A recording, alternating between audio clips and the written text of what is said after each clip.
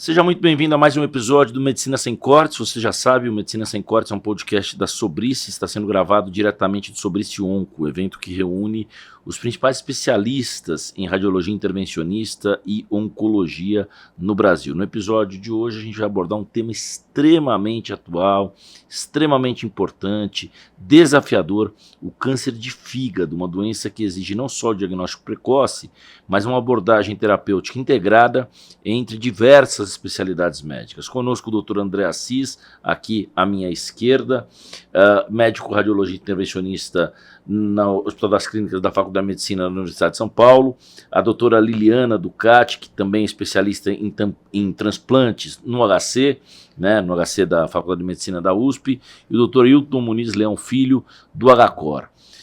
Primeiro ponto, para jogar para a mesa aí para vocês. O tal do câncer de fígado, que vocês médicos muitas vezes explicam para a gente que nada mais é do que o hepatocarcinoma, na linguagem técnica de vocês, é um câncer silencioso. Por quê? E quais são os indícios que podem ajudar a gente a torná-lo menos silencioso? Olá, muito obrigada pelo convite, é um prazer estar aqui. Sim, a maioria dos casos é um câncer silencioso porque ele não dá sintoma. Dificilmente esse paciente vai ter uma dor que vai ser característica, dificilmente esse paciente vai ter alguma pista disso. E quando tem, é porque ele já está numa fase bem avançada, né? Como acho que o próprio Dr. Hilton, o Dr. André podem falar, mas quando esse tumor já começa a crescer muito e comprimir outras estruturas importantes, ou o paciente começa a emagrecer, mas isso a gente está falando tudo em fases avançadas. Inicialmente ele não dá sintoma. Tá. No protocolo clínico que vocês trabalham, e vocês fiquem muito à vontade para me corrigir se eu falar aqui algo que esteja em descompasso com a realidade de vocês, tem dois fatores. O primeiro, amplamente conhecido da população brasileira, a tal da obesidade. E o segundo, a alimentação inadequada, que resulta na obesidade, mas que também leva a um cenário de esteatose hepática, ou seja, de gordura no fígado, um fator propulsor. Eu queria que vocês falassem desse combo, desse... Se eu posso... Então, assim, é interessante que a doutora Liliana já comentou que a doença ser silenciosa, mas aí, tudo isso que você colocou é um fator importante para levar o paciente para o médico para avaliar. Então, o paciente tem obesidade, o paciente tem diabetes, o paciente está com problemas no colesterol e tal, etc. É um paciente que precisa olhar essas coisas. Entre as coisas que ele tem que olhar, além de coração, etc., está o fígado. Então, assim, eventualmente, avaliar esse fígado por um ultrassom, para ver se ele tem esteatose, se as bordas dele estão adequadas para falar, será que esse paciente, além da gordura no fígado, ele também tem algum sinal de cirrose? Então, todo esse espectro que a gente tem que ficar de olho, se o paciente, como eu repeti, é diabético, está obeso, tem problema de colesterol, deve procurar um médico para esse médico poder indicar qual seria o método para avaliar, além de todos os órgãos dele, o fígado também. Eu sou da parte da imagem, por imagem. Começaria sempre por um ultrassom e, eventualmente, você vai progredindo na complexidade dos exames para ser melhor avaliado. Doutor André, existem diferentes tipos de tumores de fígado? Existem diferentes tipos. O hepatocarcinoma, que foi aquele clássico câncer de fígado que você falou para nós, é um deles, né? Um outro câncer primário do fígado que é muito importante, mas ele acontece ele corresponde aí mais ou menos a uns 15, 20% dos cânceres primários do fígado, é um colangiocarcinoma, que é um outro tumor diferente, tá? E aqui a gente está focando um pouquinho mais no principal, que é o hepatocarcinoma, tá? Então é isso que a gente tem falado, e já foi citado aqui muito bem, que esse muitas vezes é uma doença que não traz sintoma nas fases iniciais. A gente tem um outro problema, e até a doutora Liliana pode falar para nós, a gente está vendo uma epidemia desses pacientes que têm esses tumores sem cirrose. Então, para o paciente que tem cirrose, muitas vezes ele já tem um acompanhamento médico mais de perto, ele faz ultrassons, exames de imagem periódicos, e às vezes a gente consegue fazer esse diagnóstico precoce, mesmo sem sintomas, mas às vezes, e tem acontecido, às vezes o paciente aparece para nós a primeira vez por causa do tumor, né? Ele nunca soube que tinha alguma doença hepática ou que tinha uma hepatopatia crônica, que é uma doença crônica do fígado, e muitas vezes isso é relacionado a essas doenças metabólicas mesmo. Às vezes é a diabetes, às vezes é a obesidade, a dislipidemia, e que a face de tudo isso no fígado é eventualmente a esteatose, a esteatohepatite, silenciosa também e que pode levar aí à abertura de um quadro já com uma lesão que é um câncer do fígado. E esses casos chegam para nós muitas vezes desse jeito. Eu vou voltar para aquilo que a doutora Liliane trouxe na primeira resposta. No ano passado, no Rio de Janeiro, a gente esteve lá no Congresso da Sobrice, foi apresentado um estudo muito interessante, o Collision Trial, né? E uma das discussões que a gente teve lá e que a gente acompanha mais de perto, vocês como médicos, eu sou só jornalista nesse sentido, diz respeito ao tumor que começa no intestino e que a metástase atinge o fígado.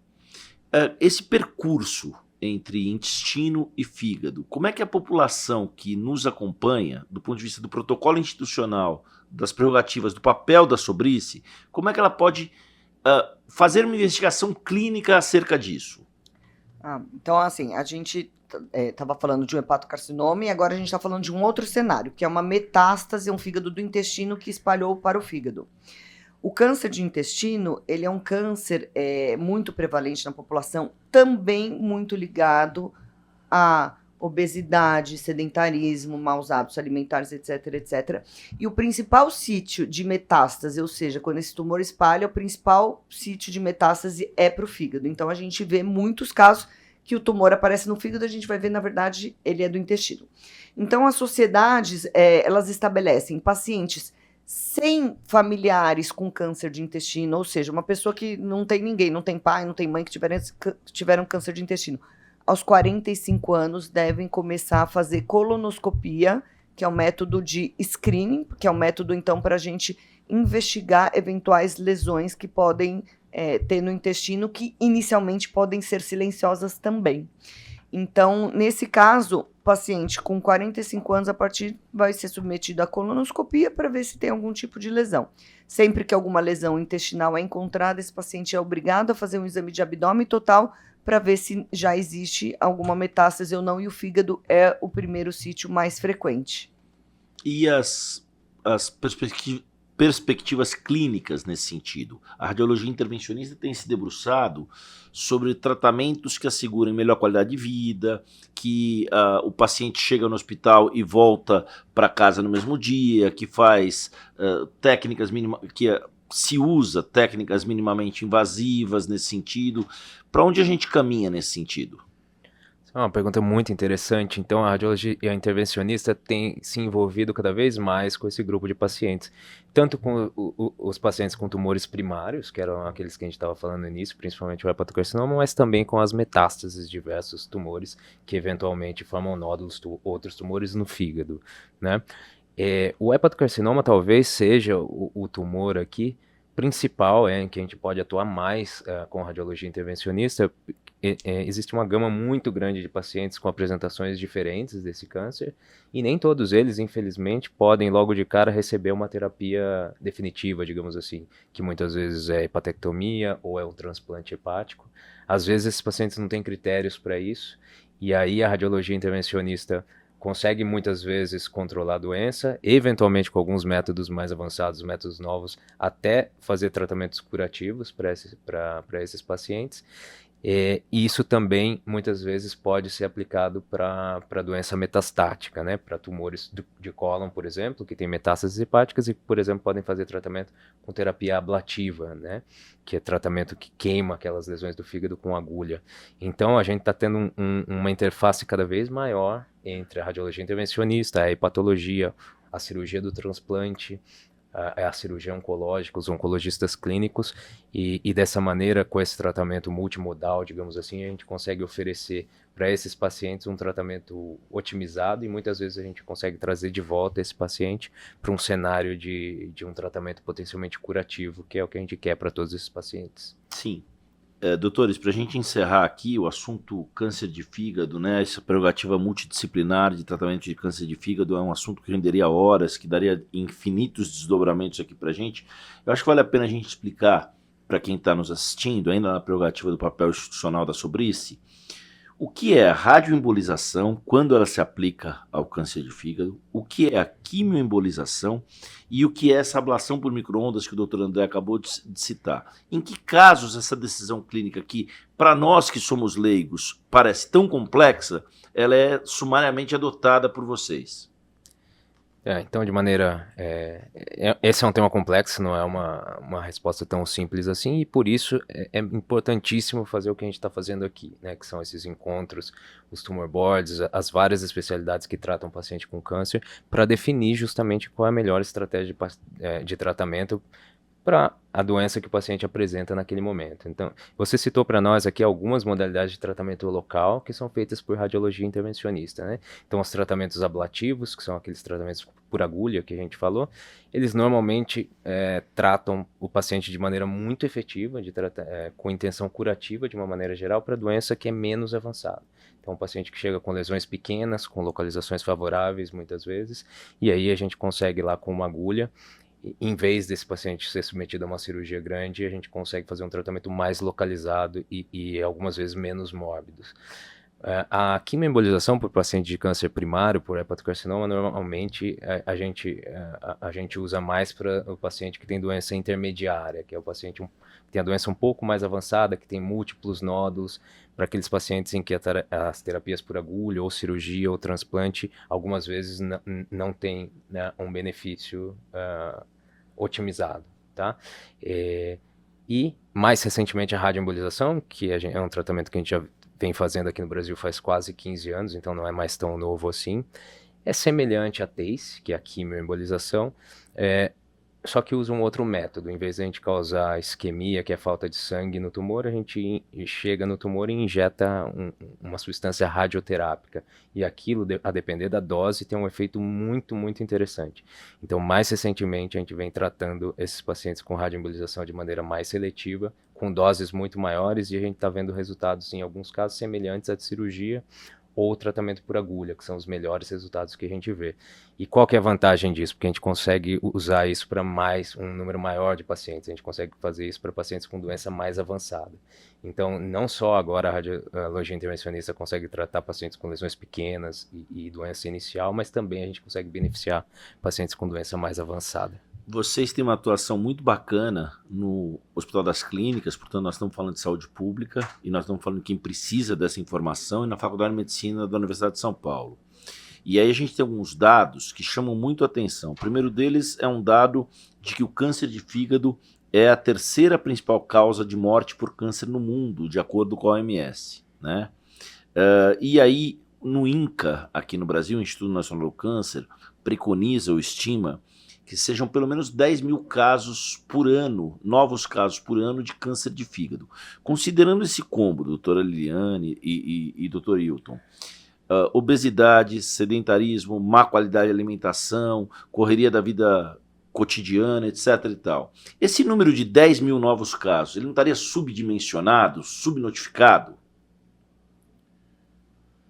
Talvez, acho que a doutora Liliana vai poder falar melhor. Assim, a impressão que a gente tem é que, infelizmente, as estatísticas do Brasil não são, talvez, assim, tão bem refinadas como a gente tem em países de medicina pública, que está mais adequado, como alguns países da Europa, e mesmo como Estados Unidos. Então, possivelmente, sim, justamente porque a gente acabou de falar, chegar com um paciente com um tumor que estava totalmente silencioso, 5, 6 centímetros, 7 centímetros, é algo que a gente não quer. Então, do ponto de vista informal aqui, possivelmente sim, está subdimensionado. Mas acho que, como eu sou radiologista, acabo vendo as imagens, mas a doutora Liliana atende esses pacientes, então talvez ela consiga Uma coisa é aquele paciente que sabe que tem doença no fígado, que é o paciente cirrótico. Nós vamos mandar para o Dr. Hilton para fazer um ultrassom a cada 4, 6 meses, porque a gente sabe que a chance de achar um nódulo nesse fígado é maior. Os doentes com cirrose fazem mais câncer de fígado do que a população geral. Mas uma coisa que é importante a gente chamar atenção é, com os fígados gordurosos, a epidemia de obesidade, esteatose hepática, a gente também tem que olhar para esses doentes. Porque esses doentes, eles não têm cirrose, mas esses fígados, muitas vezes, eles podem fazer câncer sim.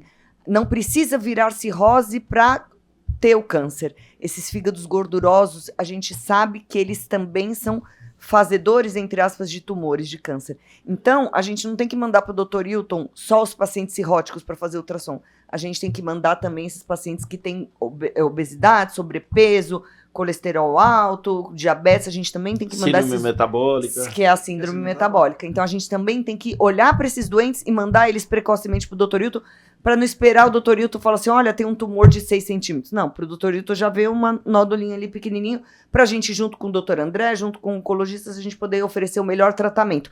Quanto mais precoce o diagnóstico, obviamente, melhor o tratamento e melhor o resultado para essa população. Tem um detalhe muito importante que eu queria colocar para a população que está assistindo a gente aqui. Eu sinto um medo de usar o contraste. Então, a doutora pede um exame de ressonância com contraste, um exame de tomografia com contraste. E é claro, a gente tem medo, vai injetar um negócio na minha veia que pode me dar alergia, pode me dar medo. Mas eu quero assegurar para todo mundo aqui que cada vez mais a gente está vendo que os contrastes são extremamente seguros. Claro que existem riscos, mas assim, nós estamos falando que a doutora Liliana, o doutor André, tem uma suspeita de alguma coisa. Não injetar o contraste, muitas vezes não vai dar aquele diagnóstico que você precisa. Então você fez um exame, perdeu seu tempo e não vai ter o diagnóstico. Então, se o exame for indicado com contraste, conversem com o seu médico, com o radiologista, que ele vai te explicar tudo. Não tenham medo só por ter medo. Converse, que é bastante seguro. É algo importante nesse cenário de tomografia e ressonância. Legal. Doutor André, obrigado pelo bate-papo. Doutora Liliana, doutor Hilton, obrigado pelo bate-papo. A gente espera voltar a esse assunto, como a gente brincou aqui, entre aspas, né? A gente não brinca com um tema tão complexo, tão urgente quanto esse. O assunto câncer de fígado, né? O protocolo do que a Sobrice atua nesse sentido, rende muitos desdobramentos em função da complexidade do que a gente vê na vida urbana, nas grandes cidades, sobretudo. Então, obrigado a vocês pela atenção. Eu agradeço. Obrigado, Obrigado, prazer. muito obrigado, prazer. E obrigado pelo convite.